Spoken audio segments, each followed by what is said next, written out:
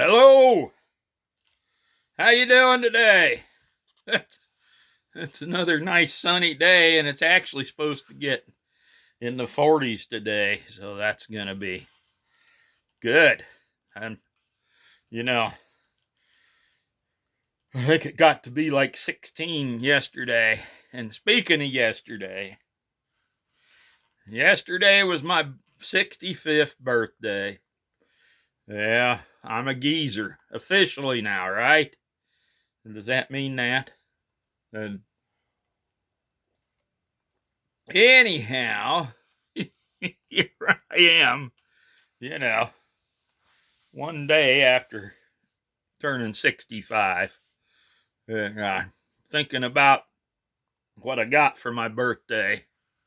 And, you know, even though I didn't get like a whole lot of presents or anything, but I got the greatest gifts in the world. I mean, the greatest things that an old dude like me could receive. I've got, you know, like last weekend, we went out and ate, it was my wife and I and our kids and their significant others, my grandson and my brother and my sister and my sister-in-law and my 91-year-old mother. Now, being 65 and being able to still talk to your mother, that's pretty dang good gift right there. And mom called me yesterday and wished me happy birthday. And that is good. You know, that makes me so happy and seeing how well my kids are, watching them, converse there when we was eating there at Zips Pizza and Adair.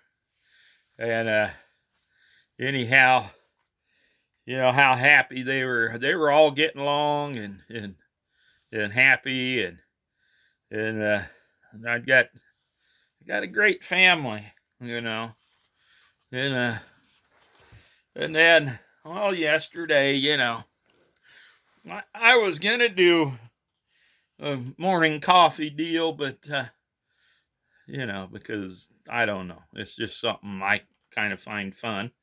That anyhow, and maybe some of my stories and stuff will live on after I croak, you know, is kind of the thought, too. But uh, anyhow, I spent most of the morning on the phone, you know, and that's a great gift too, having family and friends that care enough about you to call you and and and talk to you and wish you happy birthday, and you know that really makes me happy. Yeah, and being able to talk to your mother when you're on your 65th birthday, that's pretty good. I wish I could talk to dad, but he's been gone over 34 years, so you know that's not possible. I still talk to him in my dreams, but that's it. You know, that's that. I guess that's the only turd in the punch bowl right there. you know, but anyhow, and mom did give me $65 for my 65th birthday, which I suppose seems appropriate. And you know, I my wife and I, we went down and had to pick up prescriptions and stuff and at Walmart down there yesterday and Anyhow, there's this 16-inch tire that's been sitting there on clearance for, probably 2-3 months now. First, they wanted $75 for it, and I was thinking about buying it because, that's pretty good for a 16-inch pickup tire. It's like 245 R75 16, I think, is the size, if I remember right. I'm getting older, right? But anyhow, they I knocked it down to $50. Like, I don't know, I was down there a week or two ago and it was $50, and I was tempted to buy it then, and so yesterday evening, then, when we were down there, I went ahead and pulled the trigger, and and I bought that tire. So, I figured $50. It was like altogether 53 something, because of taxes. But anyhow, I figured that was about the cheapest I'd ever get a nice 16-inch pickup tire. It's a Cooper tire. And anyhow, and I thought, well, I think it's an 80,000 mile tire or something. I'm thinking that's what it said on it. And that's pretty decent tire, I think. But I thought, wow, I'll just get myself a birthday present. And of course, I'll use it. And I got my 86 diesel pickup, 86 Ford diesel pickup, that the starter went out here a few years ago. And I suppose, it's sitting there with a flat tire, and I'm thinking, well, it's probably not much good, that tire, and I should probably, I've got the starter. It's just, I'm better at procrastinating than anything. And I should crawl under it here pretty soon and see if I can get that going. It's a pretty nice pickup for an 86. Iowa's pretty hard on the body work if you drive these things in the winter time, which since I've owned it, I haven't really drove it in the winter much at all. Only on nice days every once in a while. That's all I ever drove it since I've owned it, and it came from the South. So anyhow, it came up, and excuse me a minute, these danged allergies, I wish I didn't have to deal with them. But anyhow, when I bought it, I think I bought it in 08. I'm thinking it was December of 08 when I bought that pickup. And, it was colder than heck that day. And I'd went up to police auction, police vehicle auction, which I kind of enjoy running to. And boy, it was extended cab, 86 Ford, 8-foot box. It's got the 6.9 diesel and an automatic. And, it was so nice body-wise that when they auctioned that off, I couldn't help but bid on it. And I bought it. And I had to go up there, and I did get it started, even though it was colder than heck. And I'm assuming what happened was somebody from down south drove it up here to Iowa, and then they couldn't get it started, and it got towed away, and I don't know whether they just thought it was junk because it wouldn't start, and diesels don't like the extreme cold to start, but there's little tricks you can do. I mean, I've been around diesels my whole life, so, and I've lived in Iowa my whole life, basically. So, yeah, that's, so I know some of the tricks, of course. I probably don't know all of them, but anyhow, I went up and I got it started, and I drove it home, and then that day, and boy, it's got a beautiful body. It really does. And then, of course, I've never drove it much. It's two-wheel drive diesel, and if you don't just load the back end down here in the wintertime, it's basically useless. It's all just going to be stuck. That's what's going to happen. You'll be stuck anywhere. You'll be stuck anywhere you stop, and maybe it'll stop you and stick you too. Because, things get pretty deep here in Iowa and sometimes. So, but like I think I had my blue 86 four-wheel drive Ford, half-ton F-150 302 automatic four-wheel drive, and it been an Iowa pickup all its life, so it was pretty well rotted out, but it run good, and so I drove that in the winter instead of, I let the diesel sit, like I say, and I, since I've owned it all those years now, and I've never really had it out when there was salt on the roads, or at least wet salt to get on the pickup.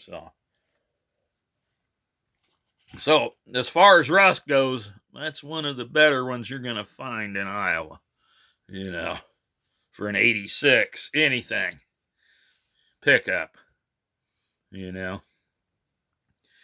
the Chevys, they rot out too, and the Dodges. And my Dodge pickup, my 74 Dodge pickup, I know I went to put gas in it one day and stuck my hand through the side of the box accidentally because I leaned on it because it was so rusty. That was it, like I say, it run too, but it was a rusty one. I ended up putting a Chevy box on that because I'd owned a Chevy pickup before that, and was at an auction where they auctioned off a nice clean box for they call them square body Chevys now, but back then I hadn't heard that term before. But anyway, I had a 74 Chevy, which I was going to put that box on, but it was one of them things, round to it things, and I hadn't ever got around to it, and I ended up selling the Chevy and driving the Dodge, which I'd bought the Dodge probably a year or two before I started driving it even, but it was a good deal, and I just let it sit there and like started it every once in a while, but then I ended up selling the Chevy, and because I thought it was a good deal to sell it at the time, and well, times I kind of wish I had it back because it was a pretty economical pickup. Had that 256 cylinder with the 3-speed on the column, which that was a big drawback of that pickup because I used it too hard for that 3-speed, and the clutch was going out when I sold it. That was another factor in selling it. If I would have kept it, I would have probably, instead of just putting a new clutch in it, I'd have probably swapped it to a pickup 4-speed with the granny low, which would have made it a lot more usable to me. But like I say, I used the pickup pretty hard for the half-ton Chevy. I ended up breaking the springs on one side. I had to replace the springs, the back leaf springs, because I'd haul stuff in it heavy. I know one time I drove that. No, that wasn't that pickup. Yeah, it was that pickup. Half-ton Chevy. And I hauled a load of iron up to Alter there in Des Moines. And when I pulled across the scale, I was pulling a trailer, and I had that half-ton Chevy, and and I grossed 14,000 some pounds, which that way exceeds the what you should be pulling with a 256 cylinder and a 3-speed on the column. And that's why the clutch was going out, was because I used it way too hard, and the half-ton pickups were not built to be pulling around and hauling that kind of weight. Of course, the Dodge, it was a heavy old brute. It had the gross vehicle rating on that Dodge was 9,000 pounds, which is pretty heavy for a pickup. It was a 3/4 ton, but it was a heavier one. And then, anyhow, I think I'm off on the pickup tangent, ain't I? But anyhow, that Dodge, it had a 225 6-cylinder in it, and like I say, I used the pickup pretty hard, and I know I hauled a load of iron, and I was pulling a trailer, of course, too, up to Des Moines, to Alder, and I had 3,000 pounds in the box of the pickup, let alone the weight of the trailer. And that 225, I was going up the Cummins pavement, and that biggest hill, I was down to second gear because it just wouldn't pull it in high or third.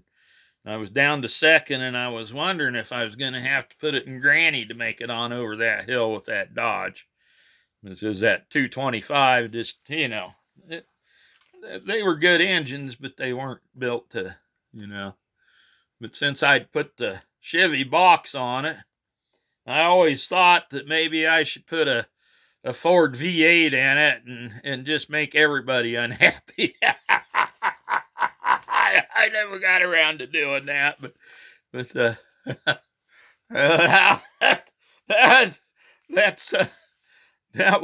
was great though. But yeah.